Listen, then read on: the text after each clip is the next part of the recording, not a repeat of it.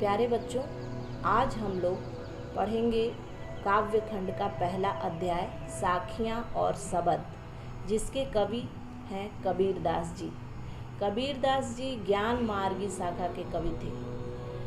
भक्ति काल के निर्गुण भक्ति धारा के ज्ञान मार्गी शाखा के कवि थे। जना ब्राह्मणी विधवा ने था, काशी सर में त्याग दिया। तन तु आए नीरू नीमा ने, पालन कबीरा का किया। रामानंद के परम शिष्य थे, जाति पाति का भेद मिटाया। पंचमेल खिचड़ी भाषा लिख, निराकार प्रभु रूप दिखाया। निराकार ईश्वर का रूप इन्होंने जनता को दिखाया है अपनी रचना के माध्यम से। कहा जाता है कि किंवदंतियाँ हैं इनके बारे में। वास्तविक तिथि का ज्ञान नहीं है कि कब इनका जन्म हुआ था, लेकिन एक अनुमान लगाया गया कि 1398 में काशी में एक विधवा ब्राह्मणी के गर्भ से इनका जन्म हुआ था और लोक लाज के भय से उस ब्राह्मणी ने इन्हें लहरतारा तालाब के किनारे छोड़ दिया था। उसी समय नीरू नीमा नामक जुलाहा दंपत्ति उसी रास्ते से जा रहे थे। उन लोगों ने बालक के रोने की आवाज़ सुनी और उसे उठा लिया, उसका पालन पोषण किया। यही बालक आगे चल के कबीर के नाम से विख्यात हुआ। कबीरदास जी पढ़े लिखे नहीं थे, अक्षरों का ज्ञान उन्हें नहीं था।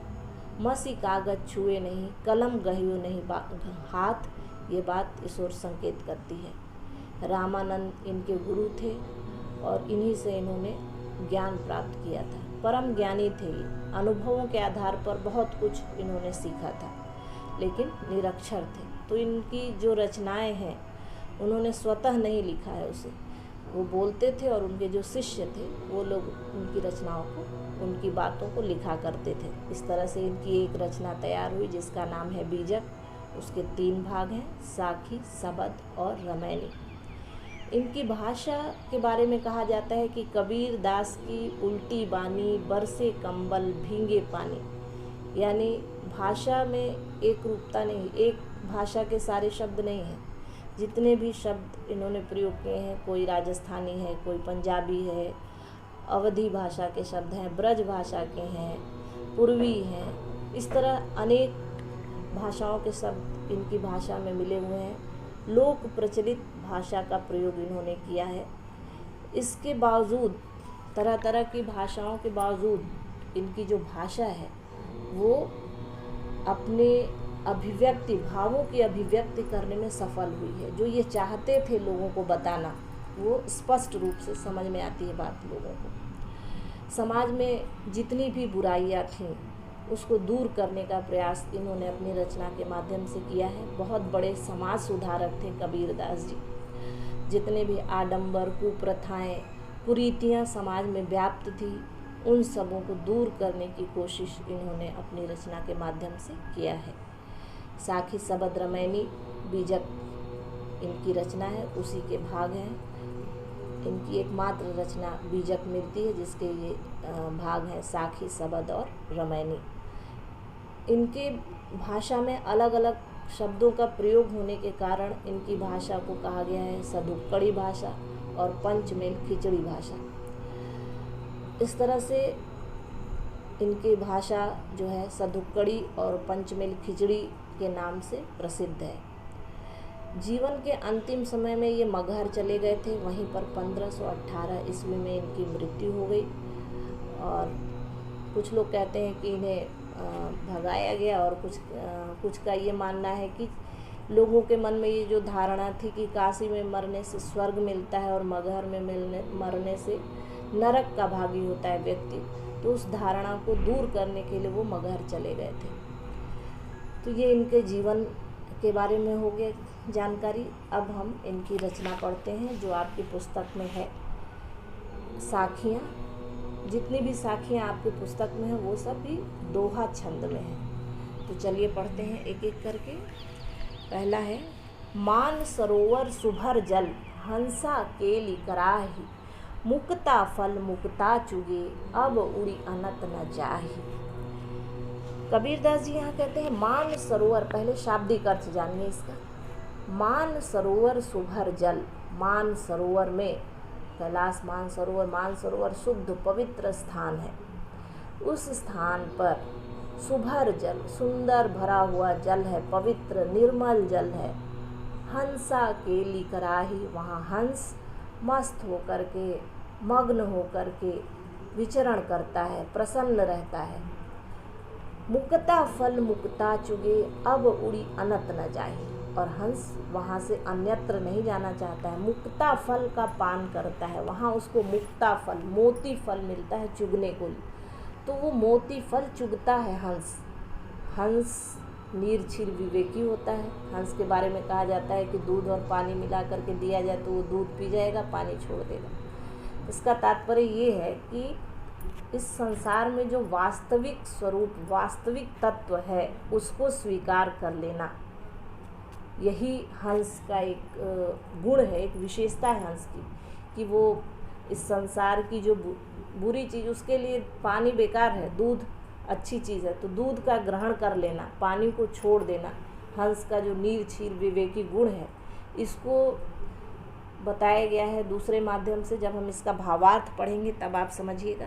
ये शाब्दिक अर्थ है। शाब्दिक अर्थ ये बताया है कि मान सरोवर में सुंदर पवित्र जल है, हंस वहाँ पर मस्त होकर के, मग्न होकर के विचरण करता है, मोती रूपी फल वो वहाँ खाता है, और अब उड़ी अनत न जाही, अब उड़कर वो अन्यत्र कहीं नहीं जाना चाहता है। इसका दूसरा जो भावार्थ है इस दोहे का, वो ये है कि मान सरोवर सुभर जल, मान सरोवर में जो सुंदर स्थान है, हमारे शरीर में जो मान सरोवर स्थान है, कहा जाता है यत पिंडे तत् ब्रह्मांडे, जो जो इस ब्रह्मांड में है वो सब हमारे शरीर में भी विद्यमान है। जो स्थान है, सूर्य है, चंद्र है, तो हमारे शरीर में भी सूर्य चंद्र सभी विद्यमान है। तो इसके लिए कहा है मान सरोवर भी हमारे हृदय में है, वो पवित्र स्थान भी हमारे हृदय में है, जहाँ पर हंसा केली कराही, हंस हमारी आत्मा वहाँ पर विचरण करती है, मस्त होकर के निवास करती है।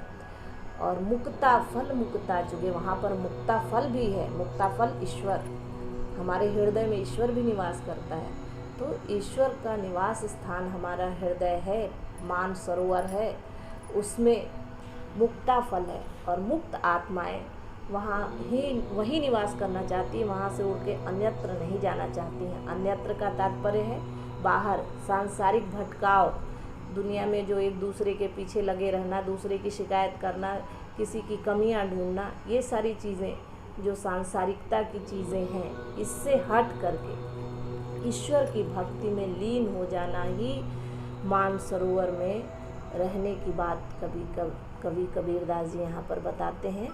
तो दूसरा अर्थ भी यही कहता है कि मान सरोवर सुभर जल, मान सरोवर रूपी स्थान जो हमारे शरीर में है, वहाँ पर सुंदर जल है, वहाँ पर सुंदर परम पवित्र स्थान है। हंसा केली कराही, और हमारी आत्मा हंस वहीं पर विचरण करती है। मुक्ता फल मुक्ता चुगे, और वहाँ पर मुक्ता फल, ईश्वर के फल को वो मुक्त आत्मा चुगती है। अब उड़ी अनत न जाही, और उड़ करके अन्यत्र नहीं जाना चाहती। मुक्ता फल मुक्ता चुगे, मुक्ता ही चुगेगा। जो आत्मा मुक्त है, जो आत्मा ईश्वर में लीन है, जो ईश्वर को मानती है, ईश्वर की भक्ति में लीन रहना चाहती है, वो आत्मा नहीं जो एक दूसरे की शिकायत करती है, एक दूसरे की बुराइयां ढूंढने में लगी है, सांसारिकता में उलझी हुई है, वो आत्मा मुक्त नहीं है। मुक्त आत्मा वो है जो सांसारिकता में न बंध करके ईश्वर भक्ति में लीन है। मुक्ता फल को चुगने में जो लगी हुई है आत्मा, वो मुक्त है। तो मुक्ता फल मुक्ता चुगे, अब उड़ी अनत न जाही, अब वो उड़ करके अन्यत्र कहीं भी नहीं जाना चाहती। ये बात इस दोहे में कबीरदास जी ने बताया। चलिए आगे देखते हैं। प्रेमी ढूंढत मैं फिरौं, प्रेमी मिले न कोई, प्रेमी को प्रेमी मिले, सब विष अमृत होए। यहाँ पर प्रेम का महत्व बताया है कबीरदास जी ने। कबीरदास जी प्रेम को बहुत महत्व देते हैं। कहते हैं कि ढाई पोथी पढ़ी पढ़ी जग मुआ, पंडित भया न कोई, ढाई आखर प्रेम का पढ़े सो पंडित होए। ढाई अक्षर प्रेम से अगर कोई पढ़ ले तो वो पंडित हो जाएगा, और पोथी पढ़ पढ़ के कोई फ़ायदा नहीं है अगर आप अपने शरीर में, मन में प्रेम को स्थान नहीं देते हैं। उसी बात को यहाँ भी कहा है कि प्रेमी ढूंढत मैं फिरौं, प्रेमी मिले न कोई। प्रेमी को ढूंढता फिर रहा है व्यक्ति, प्रेमी ईश्वर है। तो ईश्वर को ढूंढने में लगा है इंसान, और प्रेमी मिला है ना कोई। प्रेमी मिलता नहीं है, ईश्वर मिलता नहीं है। प्रेमी को प्रेमी मिले। अगर आपको ईश्वर की चाह है, प्रेमी है ईश्वर, तो आप भी उसकी तरह बनिए। प्रेम अपने अंदर लाइए, नफ़रत को दूर करिए, अपने मन से ईर्ष्या, द्वेष, जलन, जितनी बुराइयां हैं इसको दूर करिए। प्रेममय बनिए, तब आपको उस प्रेमी से, तभी आपका मिलन होगा उस प्रेमी से। तो इसी बात को कहा है, और कहते हैं सब विष अमृत होई। इसके बाद सारा विष अमृत में बदल जाता है। तो ये बात इसने कहा है कबीर ने, इस दोहे में प्रेम के महत्व को बताया है। आगे पढ़ते हैं। हस्ती चढ़िए ज्ञान को सहज दुलीचा डारी, स्वान रूप संसार है भूखन दे झक मारी। कहते हैं हस्ती चढ़िए ज्ञान की, ज्ञान रूपी हाथी पर सवार होने के लिए। रूपक अलंकार इस दोहे में है। हाथी पर चढ़ने के लिए दुलीचा डाला जाता है, एक कपड़ा बिछाया जाता है। इसके बाद हाथी जब चलती है तो पीछे कुत्ते भौंकते रहते हैं। ये बात तो शाब्दिक अर्थ हो गई कि हस्ती चढ़िए ज्ञान को सहज दुलीचा डारी, स्वान रूप संसार है भूखन दे झक मारी। इसका जो मेन बात बताना चाहते हैं, मुख्य बात, वो ये है कि हस्ती चढ़िए ज्ञान की, ज्ञान को प्राप्त करने के लिए, हाथी रूपी ज्ञान को प्राप्त करने से पहले सहज दुलीचा डाली। सहजता का भाव पहले अपने मन में लाइए, पहले मन मस्तिष्क में सहज भाव हो जाइए, अहंकार का त्याग कर लीजिए, तब जा कर के आप ज्ञान प्राप्त कीजिए। क्योंकि जैसे जैसे ज्ञान बढ़ता है, धन बढ़ता है, कोई भी चीज़ आपकी अगर बढ़ती है तो आपके मन में अहंकार का भाव आता है। तो अहंकार आने से फिर ईश्वर आपसे दूर हो जाएंगे। ईश्वर को प्राप्त करना है, ज्ञान प्राप्त करना है, तो पहले सहज भाव होइए, सहजता का भाव अपने अंदर लाइए। स्वान रूप संसार है भूखन दे झक मारी। ये संसार स्वान रूप है, कुत्ते के समान है जो भोगता रहता है। तो इन्हें भोगने दीजिए, इसके चक्कर में ना पड़िए। आप ज्ञान प्राप्त करने के लिए सहजता का भाव पहले अपने मन में लाइए। सहज भाव हो करके ज्ञान प्राप्त करने से व्यक्ति जो है ईश्वर को प्राप्त कर लेता है। स्वान रूप संसार है भूखन दे झकमार। ये संसार स्वान के समान है जो भोंकता रहता है। झकमारी मुहावरे का प्रयोग किया है, झक मारना मुहावरा है, उसका भी प्रयोग कबीर ने इस दोहे में किया है। आगे बढ़ते हैं। पखा पखी के कारणे सब जग रहा बुलान, निरपख होई के हरि भजे सोई संत सुजान। कहते हैं कबीरदास जी, पखा पखी के कारण, पक्ष और विपक्ष के कारण सब जग रहा बुलान। जब हम आपस में ही पक्ष विपक्ष करते रहेंगे, आपस में लड़ते झगड़ते रहेंगे, तो वास्तविक चीज़ों से हम दूर होते जाएंगे। कोई भी चीज़ जब हम किसी भी विषय पर बहस करते हैं तो फिर जो वास्तविकता है उससे हम धीरे धीरे दूर होते चले जाते हैं। कबीर ने इसी बात को बताया है यहाँ पर कि पक्ष और विपक्ष के चक्कर में सब जग रहा भुलान। सारा संसार वास्तविक चीज़ को भूल गया है। वास्तविकता क्या है, ईश्वर को भूल रहा है इंसान पक्ष और विपक्ष के चक्कर में। जब भी कोई विषय आता है सामने तो दो पक्ष तैयार हो जाते हैं, पक्ष और विपक्ष, वो आपस में लड़ते रहते हैं, फिर वास्तविक स्वरूप से दूर होते चले जाते हैं। वही बात कबीर यहाँ कहते हैं निरपख होई के हरि भजे। इसलिए निष्पक्ष होके, निरपख होके हरि भजे, हरि का भजन कीजिए। निरपख होई के हरि भजे सोई संत सुजान।